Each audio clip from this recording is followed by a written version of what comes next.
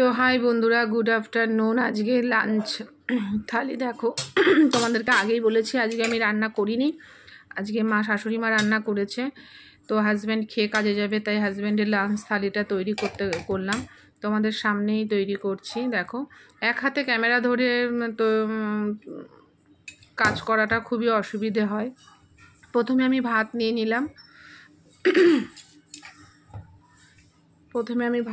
নিলাম। তারপর আর আজকে তো আমি বলেছি কি কি রান্না হয়েছে, তোমাদেরকে দেখিয়েছি, সেই ভিডিওটাও তোমরা পেয়ে যাবে। তো অবশ্যই তোমাদের কাছে একটাই রিকোয়েস্ট করব, যাদের যাদের আমার ভিডিওগুলো ভালো লাগবে তারা লাইক কমেন্ট শেয়ার করবে। আর যারা নতুন আমার বন্ধুরা চ্যানেলটি ফলো করছো তারা অবশ্যই সাবস্ক্রাইব করে দিও। তোমাদের এই লাইক কমেন্ট শেয়ারটা আমার খুবই প্রয়োজন, খুবই দরকার। তো চলো একে একে সব সাজিয়ে নিই। দেখো, এবারে কাতলা কালিয়ার ঝোলটা হচ্ছে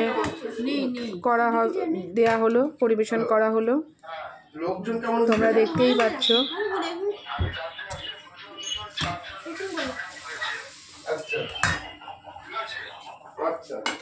তো দেখো, এবার দেবো এঁচোড় রান্না হয়েছে। কালারগুলো শুধু বন্ধু দেখো, তরকারির কালারগুলো অসাধারণ হয়েছে, কিন্তু কালার খুব সুন্দর কালার হয়েছে, খুবই সুন্দর কালার হয়েছে।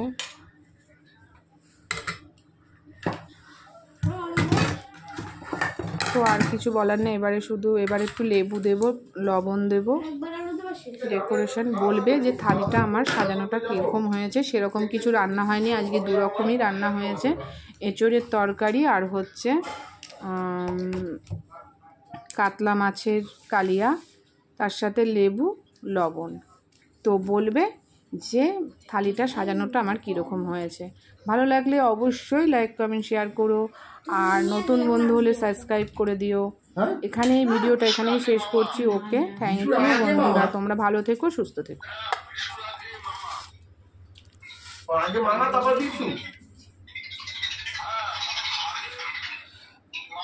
দেখো, পরিবেশন করে দিলাম।